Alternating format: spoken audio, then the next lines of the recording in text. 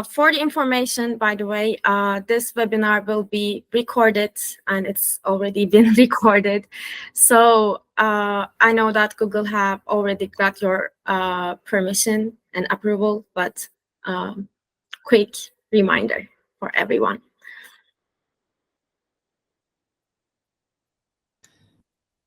Hello, everyone. Today is a great day for us, the final projects, finalization of the projects.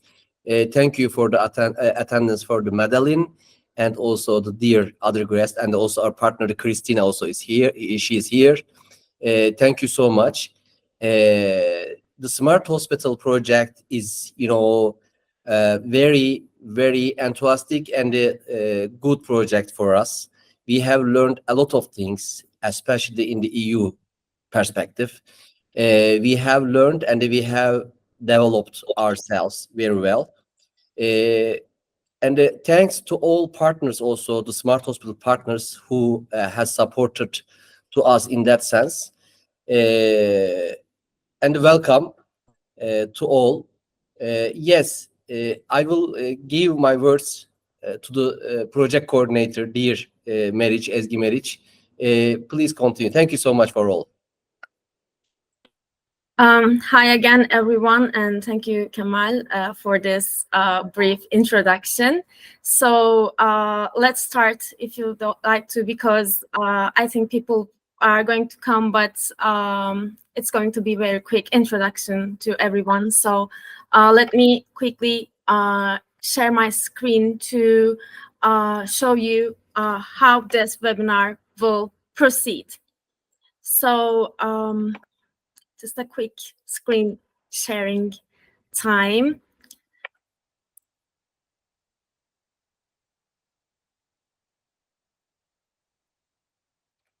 So it's loading. Okay. So yeah, we are at the Smart Hospital Twinning Projects final webinar, and we are in this project for the last 6 months with our lovely twin digital innovation zone, which is represented by Cristina Baghiu here today. So this webinar will take 90 minutes, and currently we are at the opening. Later, I will give the microphone to the Maddelana Illario from Digital Health Uptake.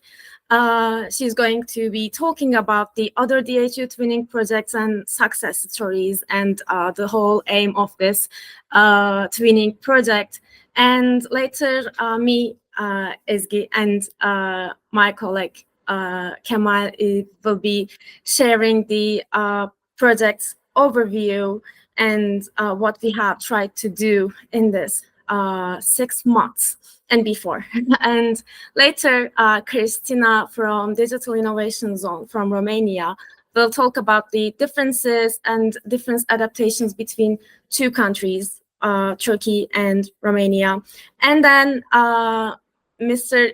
Dr. Gürhan Zincircioğlu will continue with the HIMSS EMEA from the HIMSS EMEA Board of Advisory, and he will be talking about the HIMSS EMRAM applications and the Smart Hospital. Later, I will give you a brief summary about the feedbacks that we have collected from the previous participants, and based on this feedbacks, we are going to project our future plans, and then we're going to leave a time for a quick question and answer session, and don't hesitate to ask whatever you'd like to. And now let me give the microphone to dear Maddelana, and I will share your presentation, Maddelana. Thank you so much.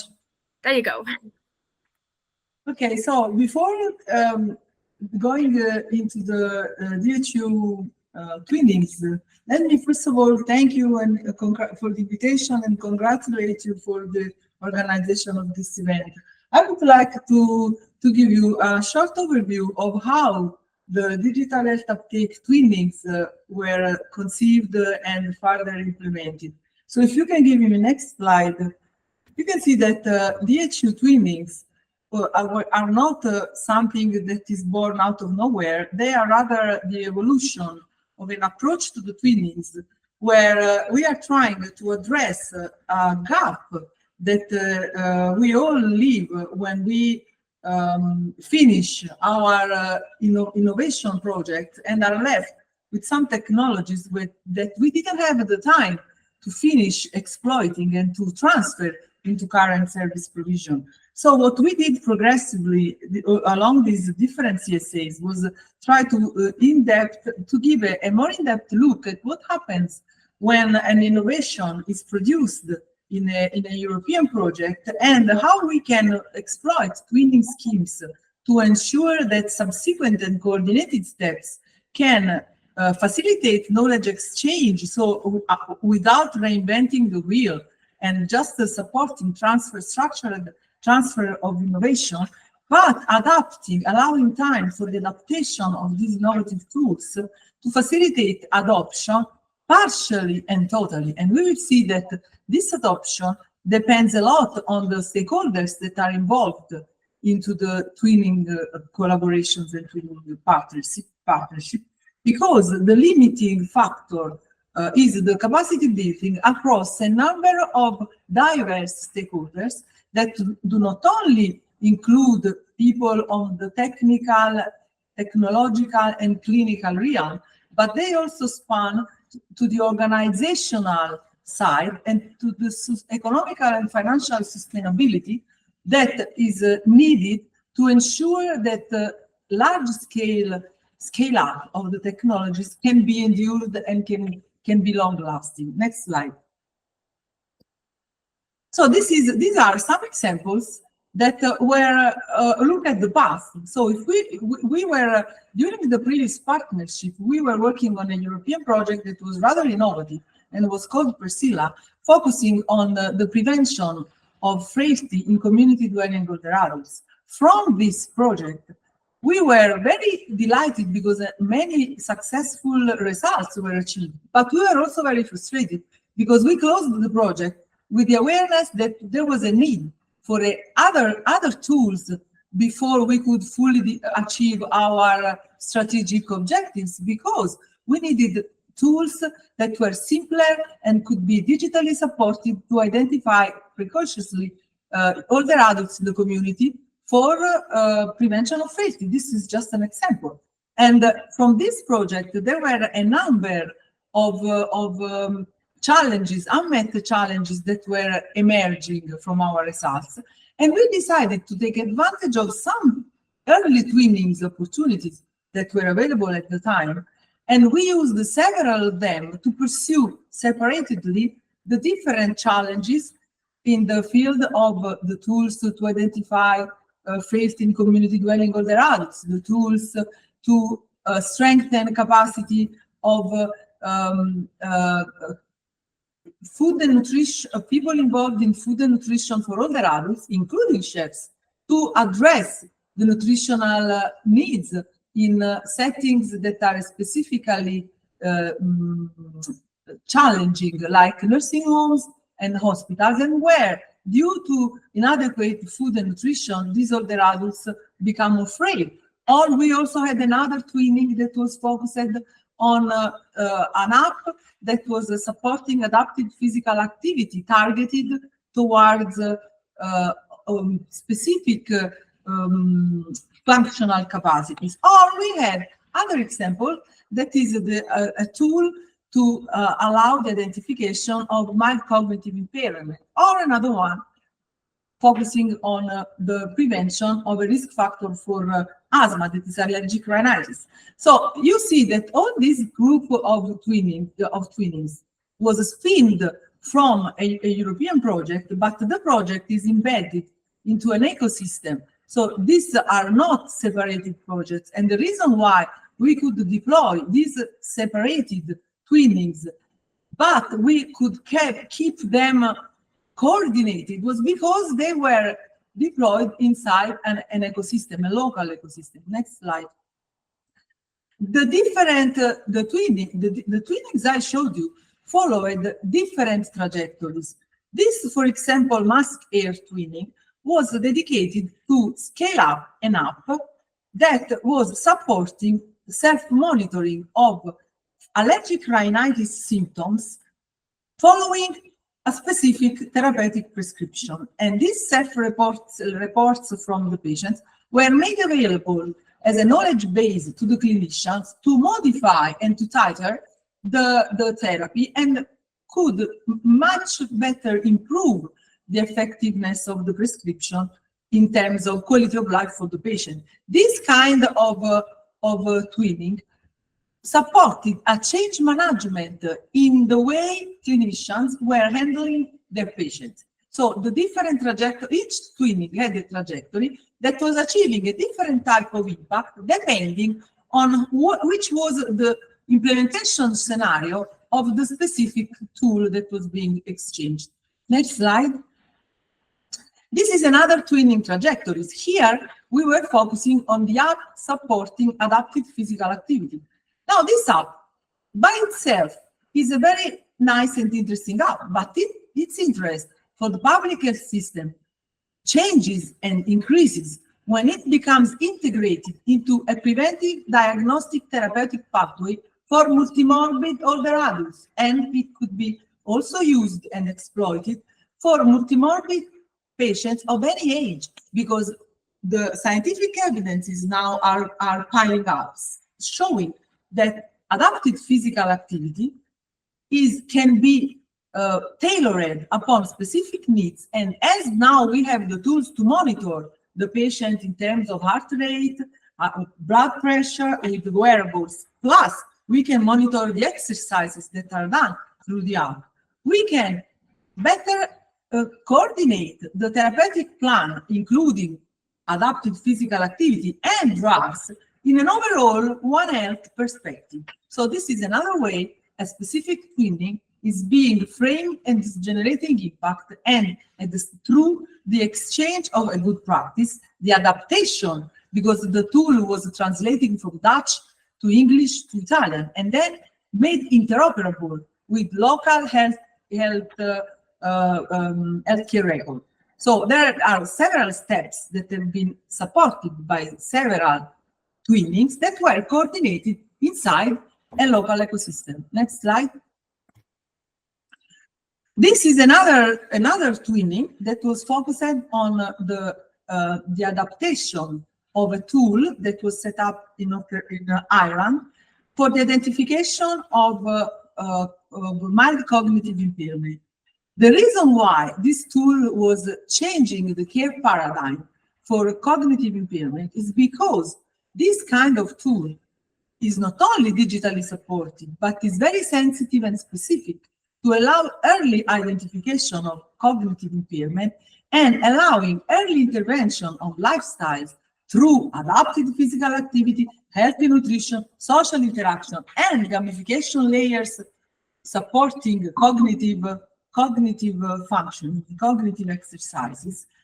And this is changing the approach to cognitive impairment and even dementia, because it has been shown that even with an overt diagnosis of Alzheimer's disease and dementia, the progression of the impairment can be slowed down by early intervention. So the value of this twinning is not only on the tools, but on the combination of the tool into as an application scenario, and its capacity to be integrated with further tools.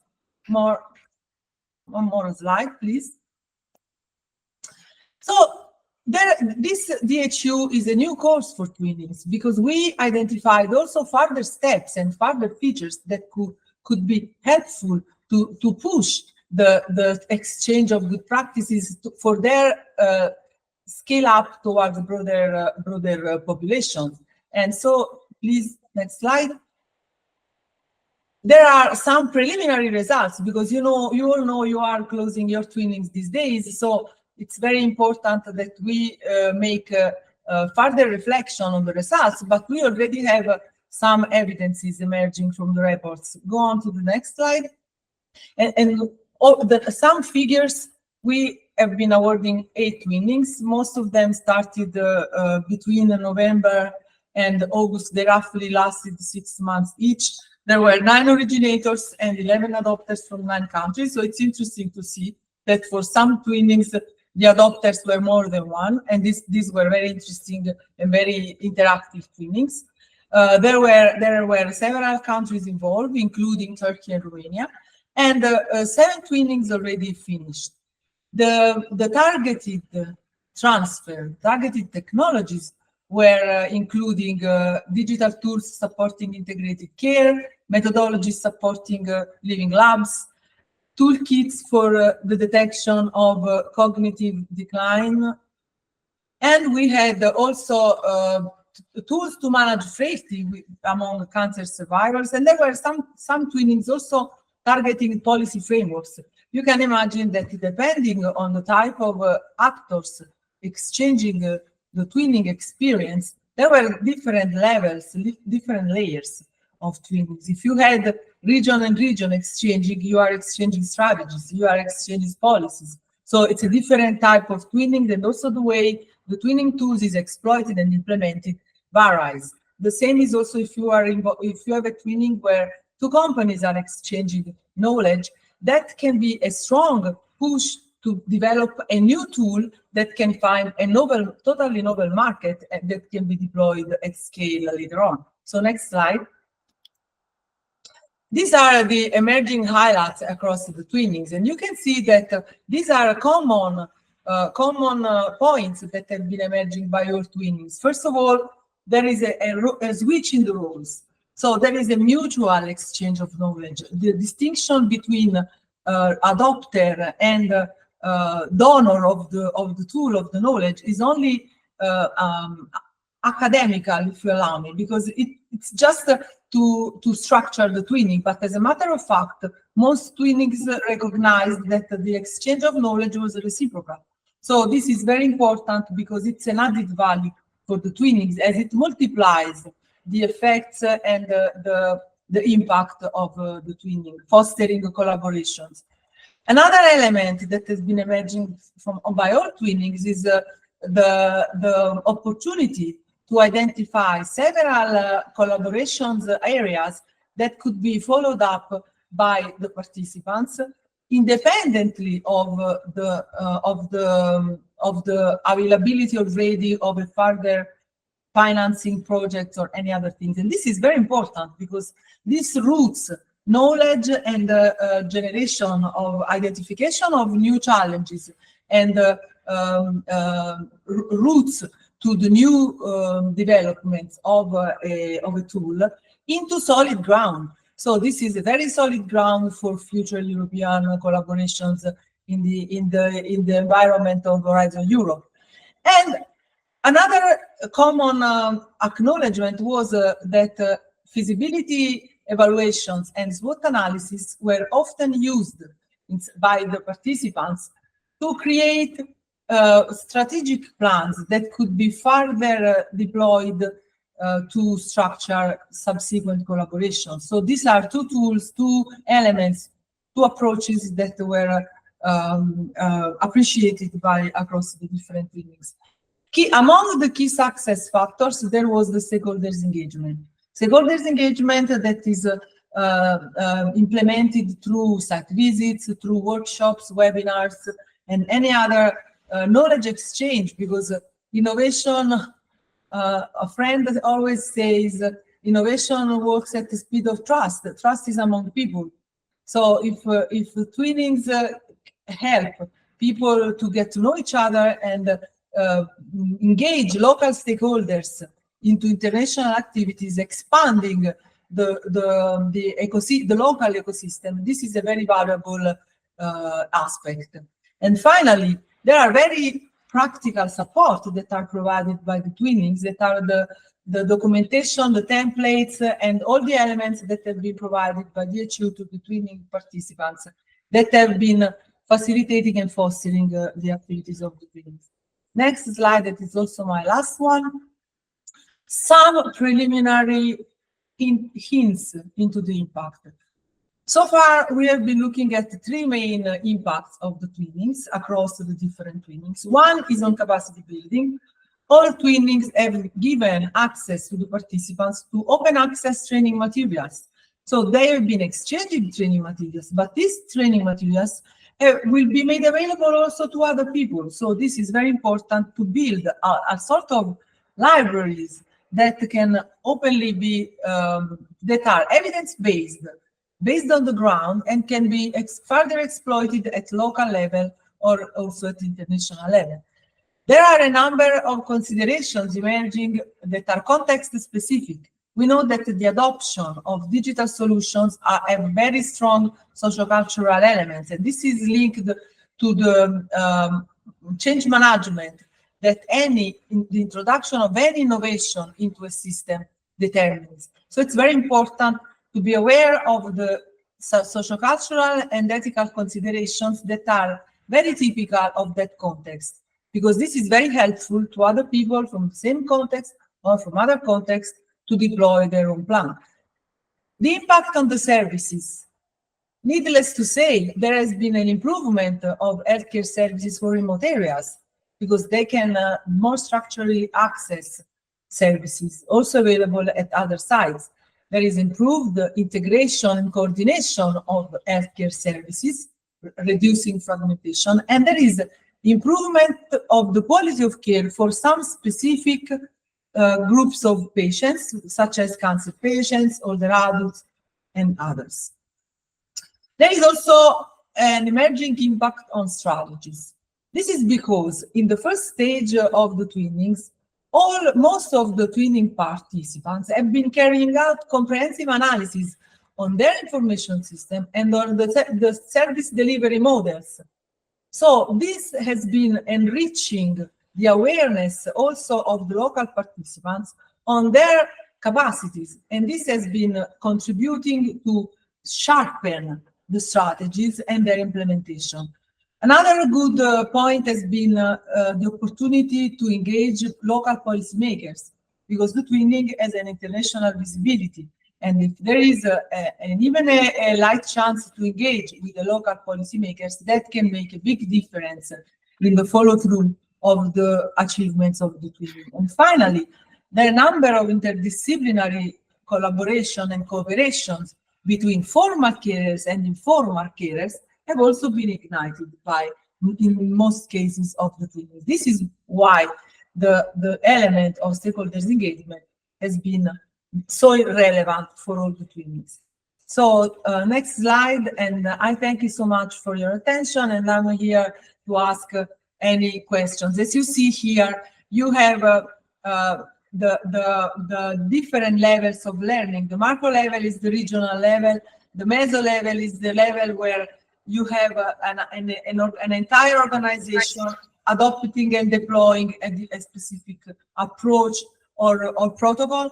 And the micro level where a specific tool, a specific module is exchanged between two organizations, between two companies. And this is why we have a number of types of knowledge transfer that are differentially implemented. For example, there are site visits, workshops, and conferences that support stakeholders engagement, webinars, hands-on and testing in place that are a very important element for the most successful twinnings, and all the adaptations that are consequent to the hands-on testing. We hope that from a more comprehensive analysis of these twinnings, there will be an availability of training materials that can be made available to others, so that we can identify common issues and facilitate the transferable elements between the two. Thank you so much. There's the last slide, but it's just thanks. Thank you so much, Maddelana. And yeah, now I will start talking about the smart hospital and the twinning project from our perspective.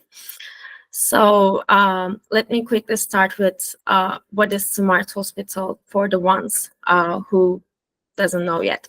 So Smart Hospital actually is a platform and is a simulation of a hospital at the same time. And it provides a space, a kind of a public space for the producers, for the developers and influencers, health authorities and healthcare employees and the patients. It is open to everyone, and it is it is a platform that everyone can get feedbacks and give feedbacks. So it is actually influenced from a classical hospital structure. What do we have? We have registration, we have operating room, we have, let's say, the hospital management room in the smart hospital. And what we are caring about in the smart hospital structure is bringing the all shareholders together, because they are all different producers, but they need to work together. So for like developing the better jobs, for improving their technologies, they also need to get feedbacks from the users, real users, the patients and the healthcare employees. And this is where they can do this. And we want to open up this ecosystem, this platform, to a broader area.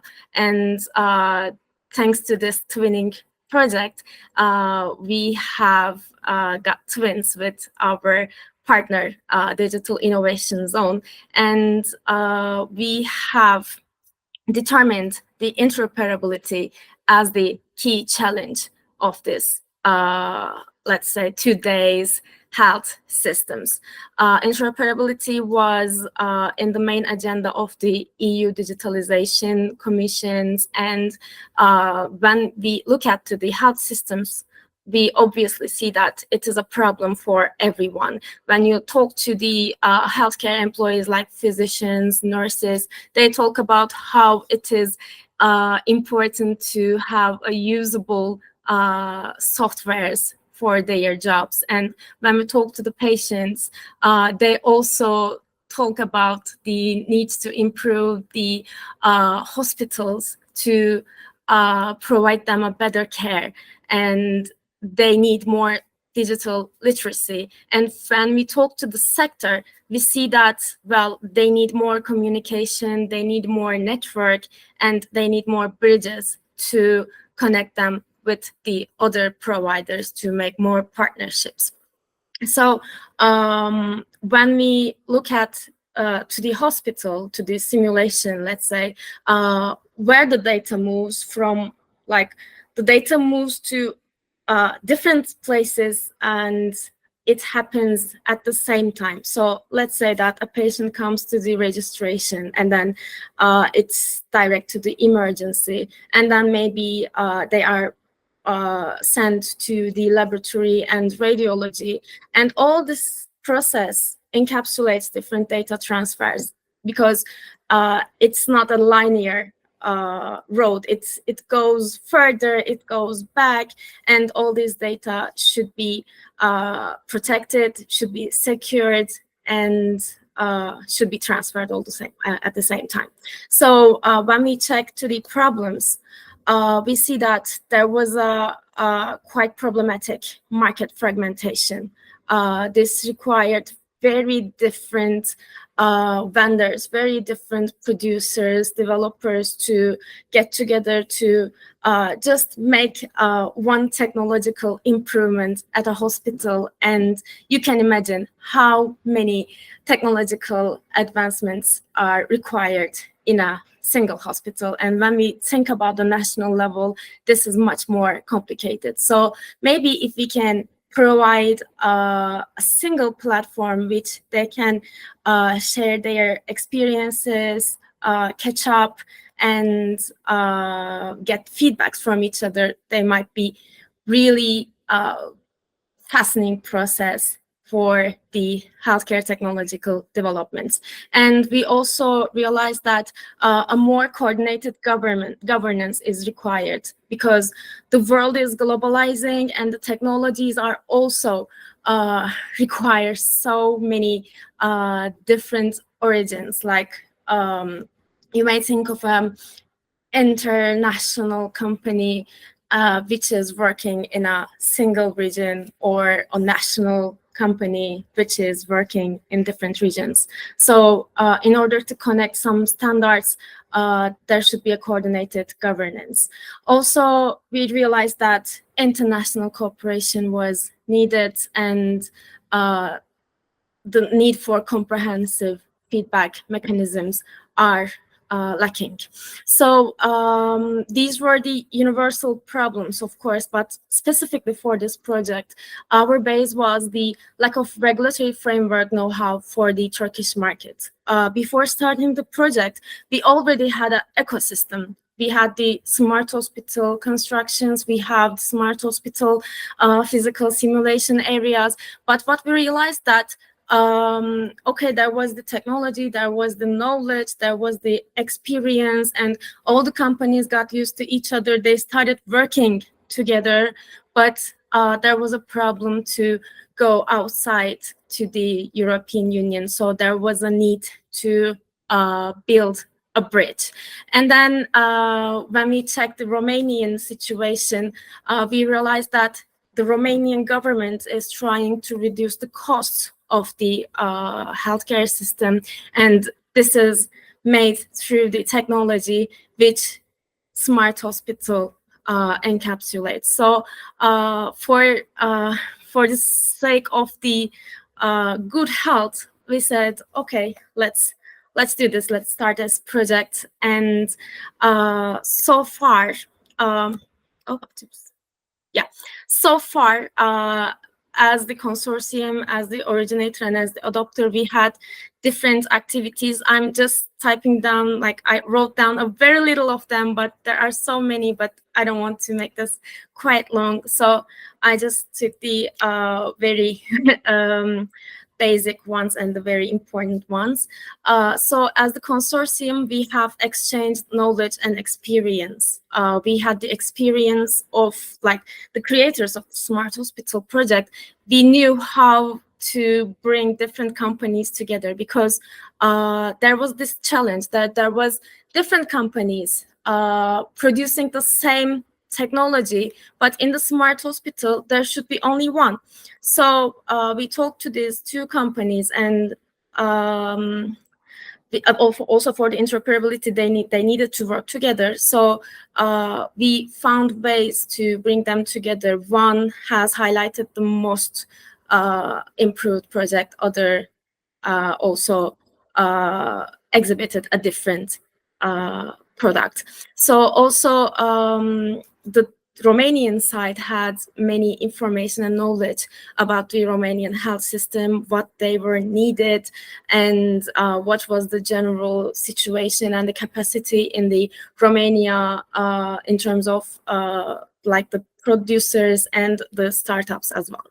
And also together we have connected our networks, and this was, I think, the most important part of this project, because we wanted to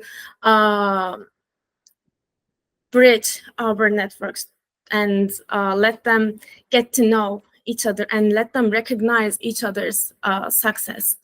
And also one of the problems, as I mentioned before, was the regulatory research, because in Turkey, the problem of being incompatible with the EU regulation is a huge topic.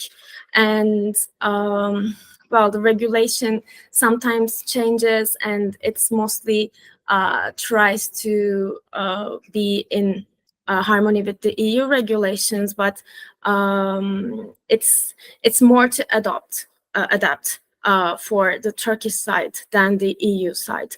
And we also realized that the smart hospital structure was designed for the Turkish health system. It was and responding to the Turkish health system's needs.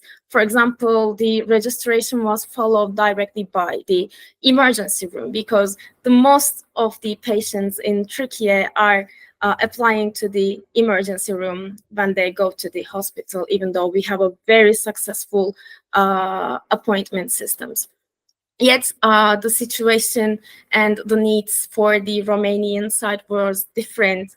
And even though there was so many similarities as well, but we realized that, okay, the quality of healthcare is a universal target, but also the application of it should be more localized. So we have embraced this localizing notion to improve the smart hospital and make it a more theoretically modular system to integrate it to the different regions and cultures.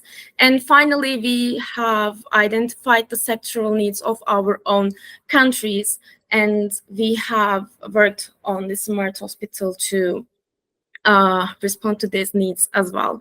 And as the originator, we have established the online website platform, which I will show you after this slide, but unfortunately it is not fully open yet, but I will let you know through email when it is announced, and it will not be no longer than a week.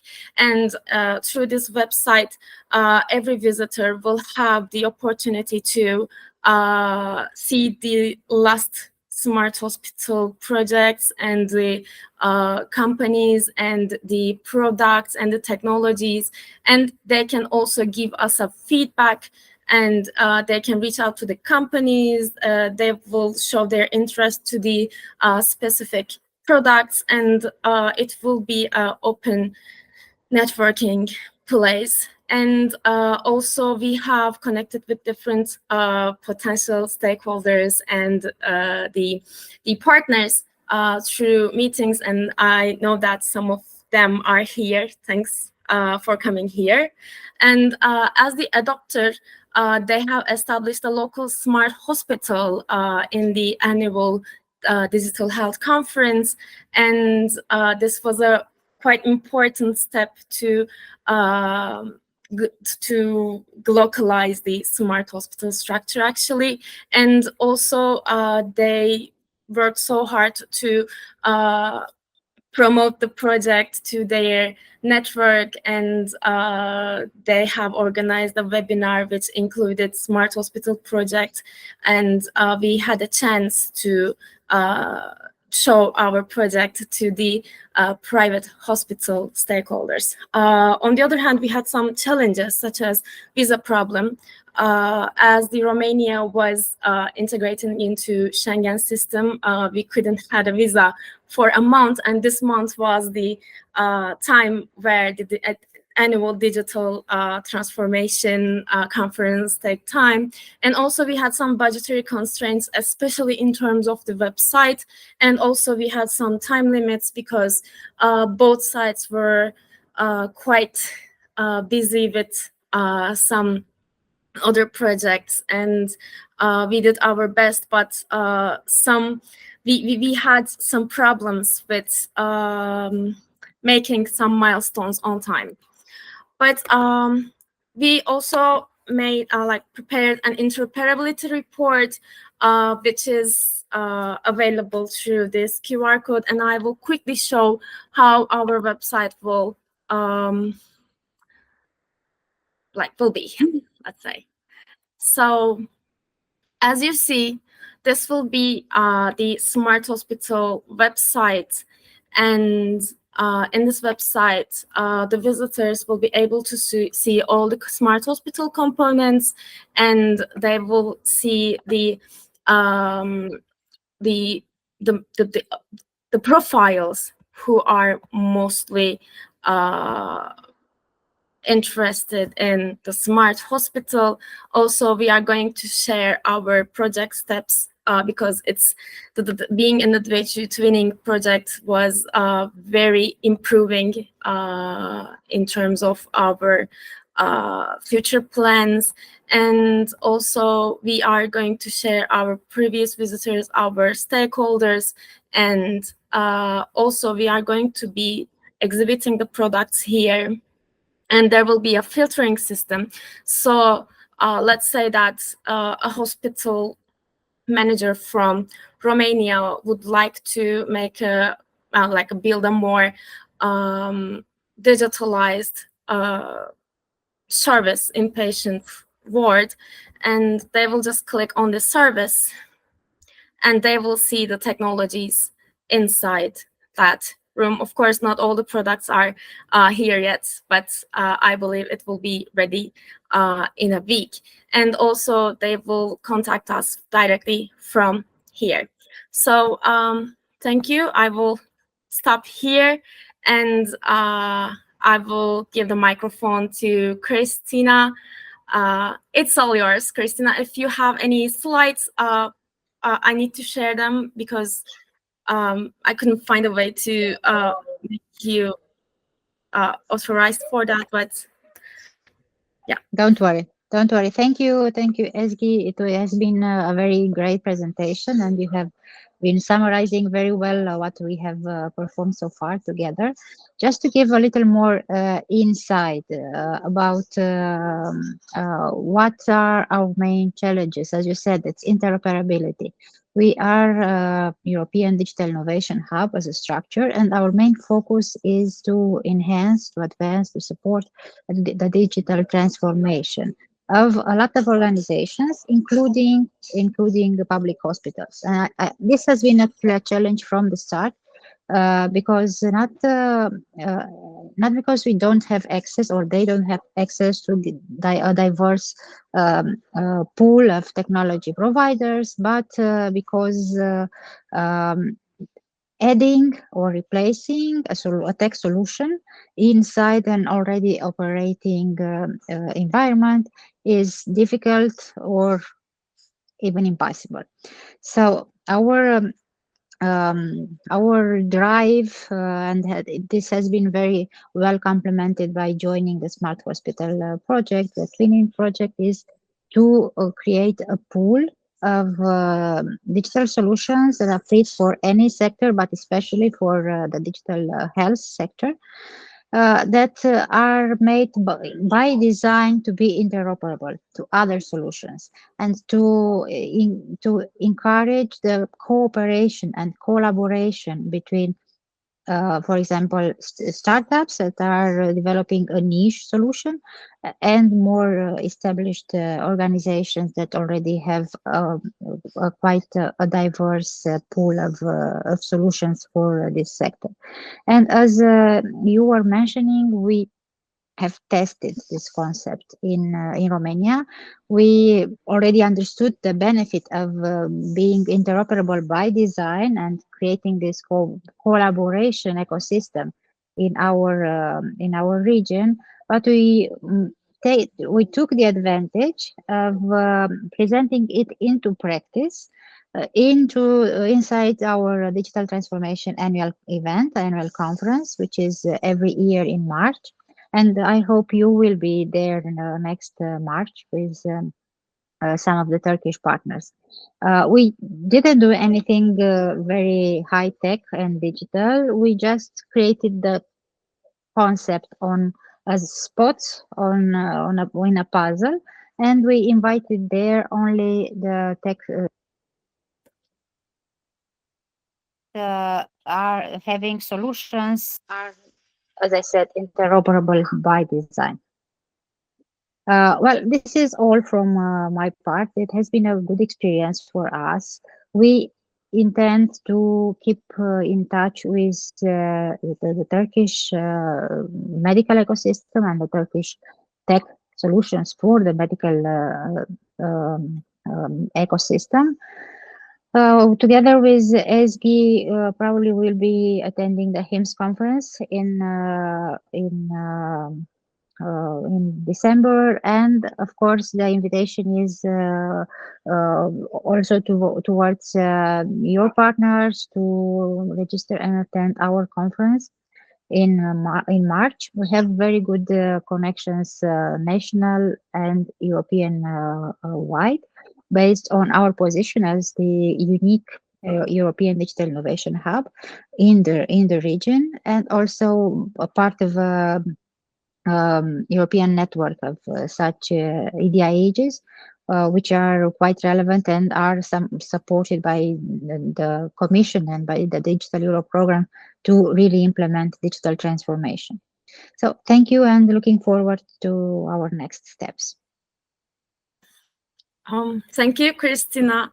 I really felt that when Maddelana said some roles were changing during the twinnings, it was so true for us. Sometimes we were adopters, sometimes you were adopter, and we also had that common understanding of owning the smart hospital. So it was a great journey for us. So now I will invite Gürhan Zincircioğlu from HIMSS EMEA Advisory Board, if he's here. Yes, I am here. Ezgi. Hocam, there you go. Good afternoon, everyone. I'm Dr. Gürhan Zincircioğlu. I'm orthopedic surgeon. I work in Tire Hospital, which is in Izmir, Turkey, on the western coast of Turkey. I'm on the HIMSS EMEA Board of Advisory since 2017. It used to be the governing council. It converted to the advisory board in 2020. I'm also working for the HIMSS EMRAM working group for the EMRAM standards for upcoming years. If you know about the HIMSS, HIMSS is an organization based in United States for more than 50 years. It's a non-profit organization. It has standards for digital maturity level, to understand the digital maturity level of the healthcare organizations. My hospital is a stage 7 hospital since 2016 and validated 3 times in every 3 years by the HIMSS assessors officially with the current standards. For the EMRAM standards, we can say it's the electronic medical records adoption model. HIMSS has different maturity models, if you know about that, like OMRAM, CCMM, InfraRAM, AM. And in Turkey, we use the EMRAM standards for the healthcare organizations. Tire Hospital is the first stage 7 hospital in Turkey. Now we have about 10 stage 7 hospitals. Stage 7 means it's the highest level for the digital maturity level for the healthcare organizations, which is fully digitalized. It's kind of a smart hospital related with our topic today. EMRAM standards are updating every 3 years. The first EMRAM standard was published in 2008. It was just a paperless hospital at that moment. But in 2017, the HIMSS EMRAM standards are updated. And the new standards in 2017, it was kind of interoperability and interconnectivity of the medical devices and other wards, all the solutions working together. And in 2020, the EMRAM standards are changed, not only about the paperless hospital and the interoperability and interconnectivity of the medical devices. The HIMSS added the analytics side, the business intelligence on the HIMSS EMRAM standards. So what we achieved with these standards, we increased our productivity of our hospitals, like we did in our hospital. And this productivity, what I am trying to say about the productivity, like you avoid the reorder of the orders, lab tests, or other imagings with this interoperability and interconnectivity. And also we do have some clinical decision support system to help the healthcare givers, like the physicians and the nurses, to make their workflow more easy and reduce the mistakes given by the physicians or the nurses. So in this current situation now, current requirements, standards in the HIMSS, you are able to increase your productivity in your organization. To apply for the EMRAM standards, the first thing is to understand the EMRAM standards, what they are asking for you. Smart hospital doesn't mean that only to using the AI or using some decision support systems. It's also the philosophy of the whole entire healthcare organization with the physicians, nurses, and other healthcare givers. Now, we do have some surveys, what we get as a benefit from this journey. We have really good satisfaction from our surveys entire the hospital. I would like to add some of the other things like interoperability and interconnectivity. When you share your data with entire the hospital, you save time, you reduce your consultation response time, and you reduce some of your expenses like reorder imagings, reorder other prescriptions, and also reduce the false mistakes, and also increase the patient safety with this. I don't know, I think I can say all those things about the HIMSS and the EMRAM standards, and please join us in the HIMSS Eurasia event. I'm sure you will get more information about the Smart Hospital and the EMRAM standards. Thank you. Thank you, Gürhan Hocam, for this informative speech. And I will just quickly talk about the feedbacks that we have gotten from our previous participants. And shortly, the companies especially said that yes, they have catched up with the other companies. They have received feedbacks from healthcare employees, and they got more information about how other companies synchronized. One said that they got more information and knowledge about the usage of AI in the healthcare systems. And they also had partnerships, like established partnerships with other companies. But on the other hand, their negative feedbacks were about integration. They could dreamed of a better integration, and this is what we are going to try to do in the future times. And also, they told us that no commercial bound was established yet, but this is actually about being more national, and as long as we keep growing, the more commercial activities will take place thanks to Smart Hospital. And when we talk to the healthcare employees, they have told that they have learned the existence of new technologies, and they have given feedbacks to the producers, and also they have shared their Smart Hospital experience with their colleagues and with their managers. But on the other hand, they said that the scenario and the journey could have been better, and the structure of the Smart Hospital physical area was a little bit confusing, so it could be better planned.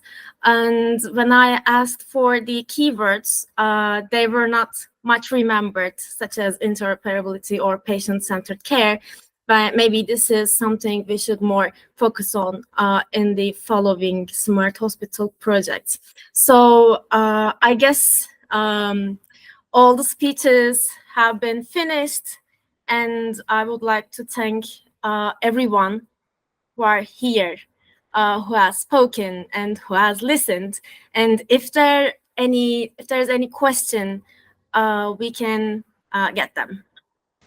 If I may just make a comment based on what were your conclusions.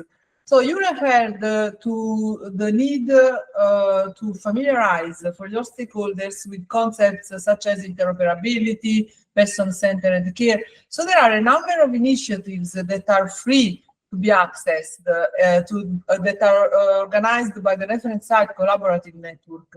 And as there is also the opportunity to join RSCN thematic working groups. So you may just take advantage of the webinars, the free webinars, because it's not something you can address through a European project or one twinning or one training course.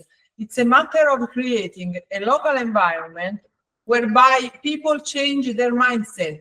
So they become more familiar with these concepts, and it is automatic that when working on a technological solution, they implement a user-centered approach. It's not, don't give it for granted. We have been working with a lot of engineers, and it's really hard sometimes because it's the way they were built.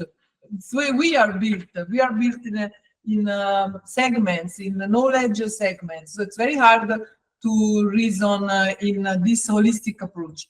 But I suggest you to make an effort and keep the momentum between this exchange that has been brought together by the DHU, and keep joining the initiatives that are already available so that you can foster your local ecosystem and stay there, because the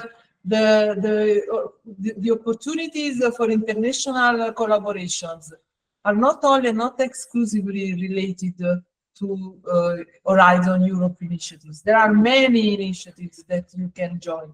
So stay active in the networks and good luck.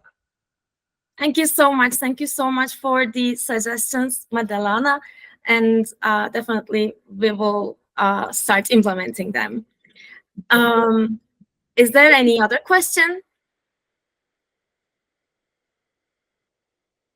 I guess no. You may also write it from the chat as well.